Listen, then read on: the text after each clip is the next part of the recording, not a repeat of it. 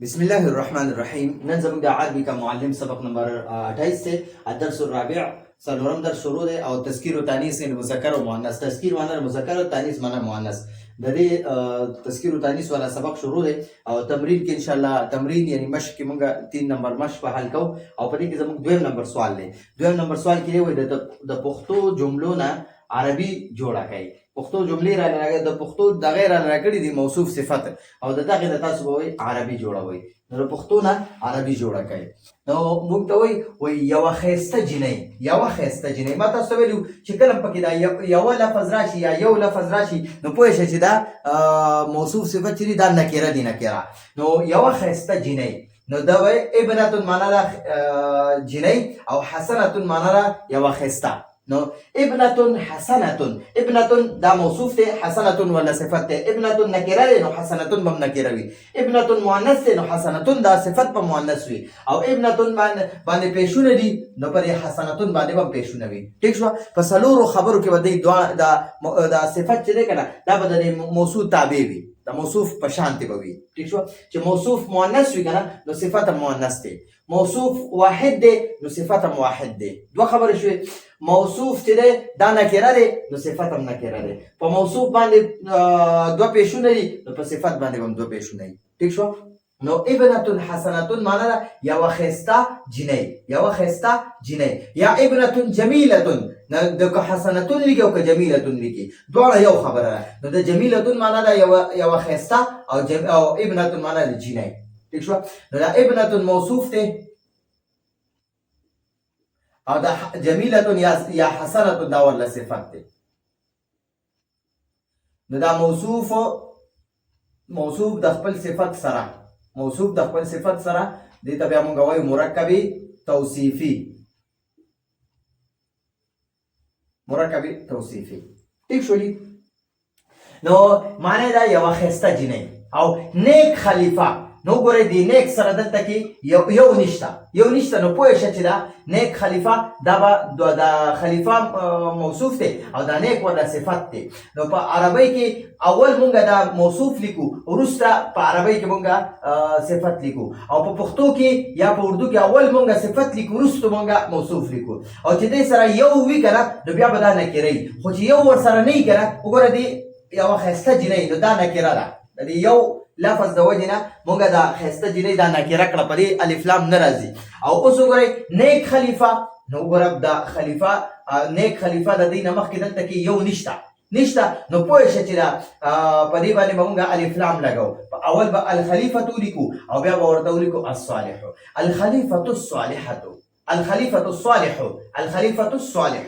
نو ګورئ دا خلیفہ به اول په عربی کې لیکو او دا صالح به چې دا به وروسته ولیکو. نو پر الخلیفہ باندې په شروع کې به الف لام ولګو نو پر الصالح باندې هم الف لام لګي. ٹھیک شو. نو موږ دا لیکلي الخلیفة الصالح. الخلیفة دا خلیفہ لفظي خدا مؤنث دی ځکه ګول د مؤنث علامت ته پکې. ٹھیک شو. خو مانن دا د سړي لپاره استعمالېږي د مسلمانانو بادشاه د مسلمانانو خلیفہ. ٹھیک شو. نو د سړي بادشاه لپاره دا خلیفہ لفظ استعمالېږي الخلیفة. نو بیا دا مذکر دی کنه او صرف علامتي مؤنث دی کنه علامت پکې د مؤنث دی. نور دا لفظ دا د مذکر لپاره استعمالېږي لکه څنګه ما تاسو ته ویلو طلحه چې دی کنه طلحه دا لیکل کېږي وګوره اخر کې پکې ګول تاوي دا لفظي خدا مؤنث دی. دا لفظ مؤنث دی خو استعمالېږي د مذکر لپاره. نو دا لفظ اوس مونږ وایو دا طلحه دا مذکر دی ځکه چې دا د سړي نوم دی. ٹھیک شو. د سړي نوم دی. نو دا الخلیفة د مسلمانانو د بادشاه نوم دی الخلیفة. نو دا مذکر دی دا الصالح هم ولا مذکر راځي. نو الخلیفة په شروع کې الف لام دی کنه نو وګوره د الصالح په شروع کې به الف لام لګي. نو الخلیفة الصالح نیک خلیفہ دې سره اوس مونږ یو نشو لګولې یو مونږ نکره سره لګاو یو ښکلې جنۍ نو دا یو لفظ مو سره لګو نو دا نکره سره استعمالېږي او چې معرفه یې کړو ګوره د دې په شروع کې الف لام دی او نو دا الف لام سره لفظ معرفه شي نو دا به اوس مونږه دغه استعمالو خو دې سره به مونږ یو نه استعمالو. حکمت والا سړی نو پوه شه چې دلته ورسره یو نشته نو دا حکمت والا سړی باندې به مونږ الف لام لګو. ٹھیک شو.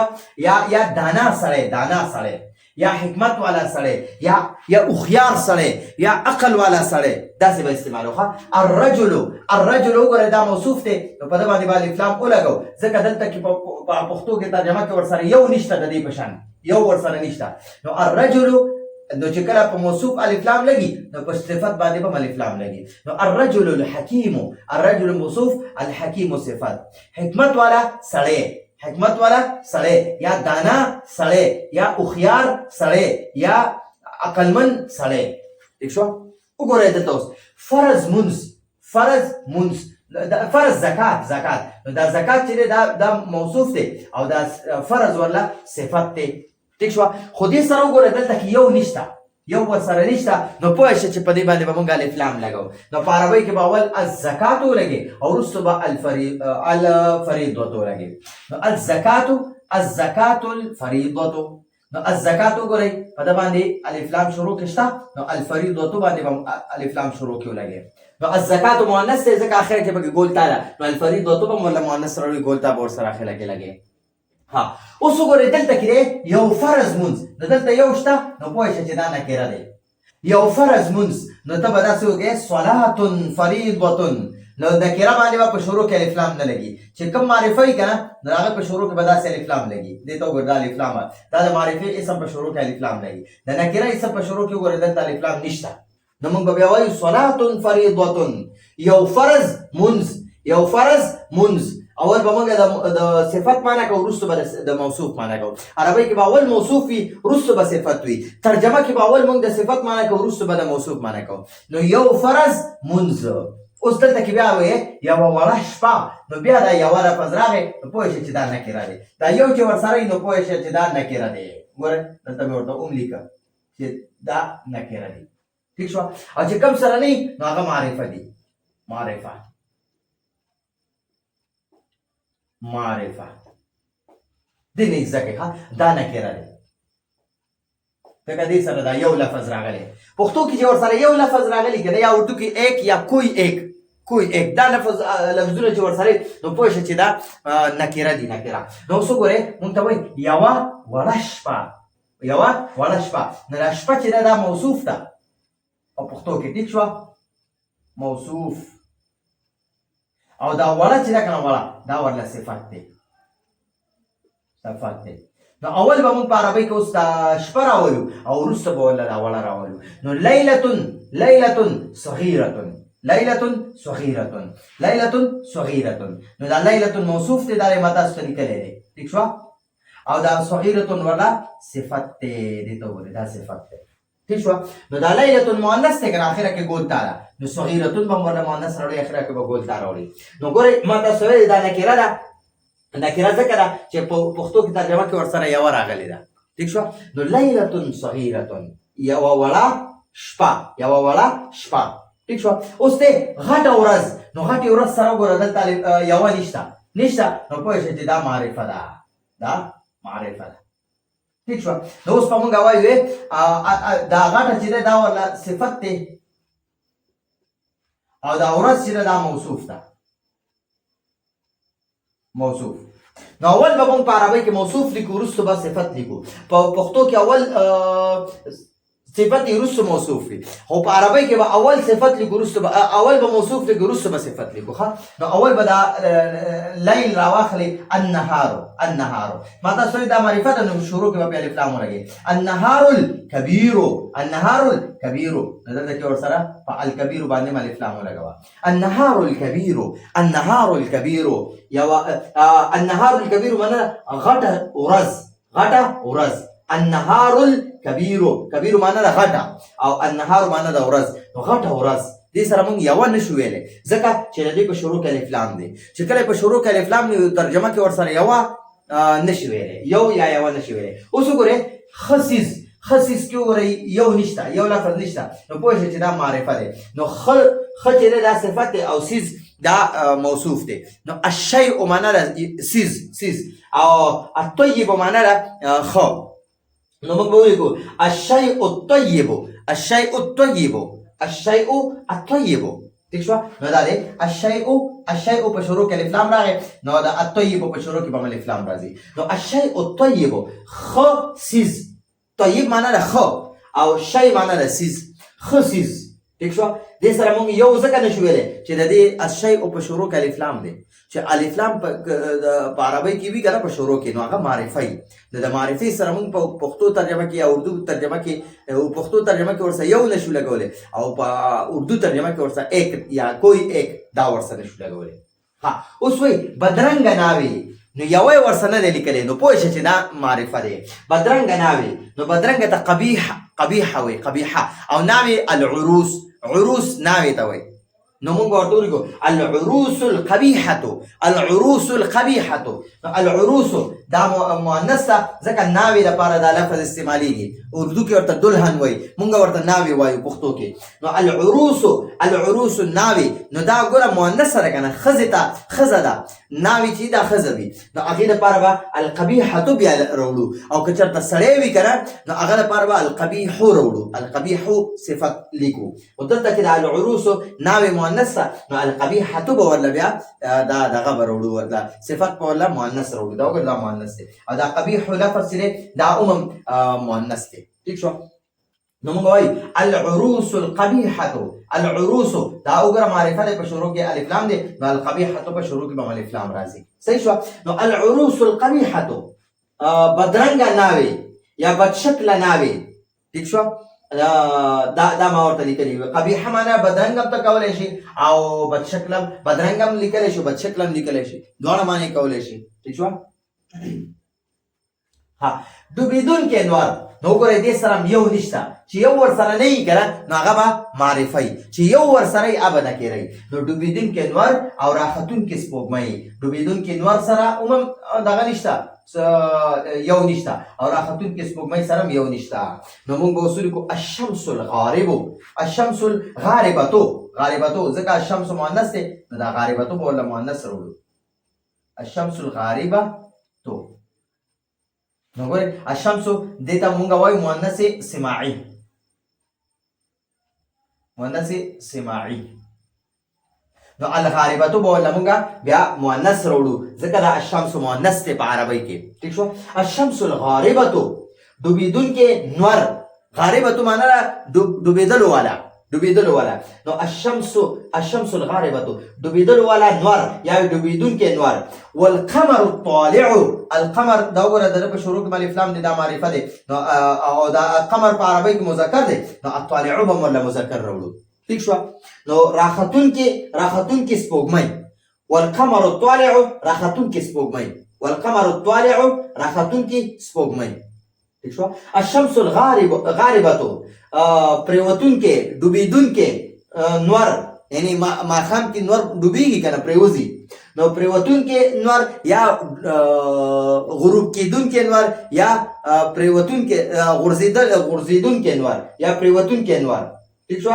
ډوبېدونکې نور ٹھیک شو والقمر الطالع او راختونکې سپوږمۍ نو ګورئ دا الشمس مؤنث دی نو دا الغاربتو ورله مؤنث راوړو اخره کې ګول دا ده او القمر مذکر ده موصوف مذکر دی نو دا صفت په مذکر وي ٹھیک شو ها اوس وی تیزه هوا نو یو ورسره یو لفظ ورسره نشته که نو دا معرفه دی نو د دې په شروع کې به موږ په عربۍ کې الف لام لګو دی الريح نو دا الريح چې دی دا مؤنث سماعي ده عرب دې ته مؤنث وایي نو موږ به دا مؤنث استعمالوو نو دې لپاره به الشدید نه راوړو دې ته به الشدیدتو اخره کې به ورسره دا ګول تا لګو الريح الشدیدتو تیزه هوا الريح الشدیدتو تیزه هوا النهر الطويل النهر وګورئ اوږد نهر یعنې ډېر اوږد نهر دی ٹھیک شو ورکوټې نهر نه دی اوږد نهر دی یا اوږده نالۍ ده نو موږ په عربۍ کې وایو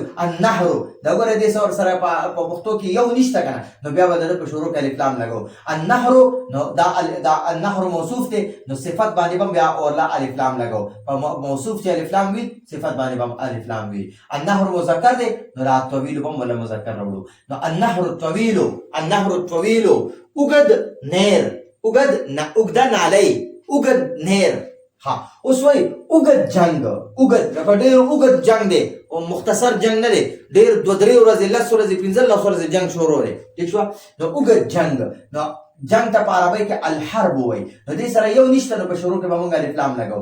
الحرب، حرب دې ته مونږ مؤنث سماعي وایو. مؤنث سماعي عرب دا مؤنث غني، نو مونږ دې ته مؤنث سماعي وایو. الحرب نو دې لپاره به چې کوم صفت راځي نو هغه الطويله مؤنث ولا راوړي ښا، ځکه الحرب مؤنث سماعي دی. الحرب الطويله نو دا الطويله باندې الف لام ولګي، ځکه موصوف باندې چې الف لام راشي نو په صفت په الف لام راځي، او چې موصوف مؤنث وي نو صفت به مؤنث وي. نو دلته موصوف مؤنث سماعي دی، مؤنث سماعي، او دا ورله مؤنث لفظي راغی.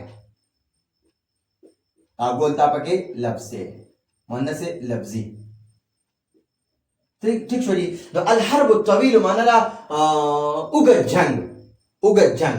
ها اوس وای لنډې لاس، یعنی ورکوټه مختصر ورکوټه د باز لنډي خلک کیږي نه، لنډي واړه واړه خلک کی، نو دا غي لاسونه بونا لنډي لاسونه، لنډې لاس یا بونا لاس.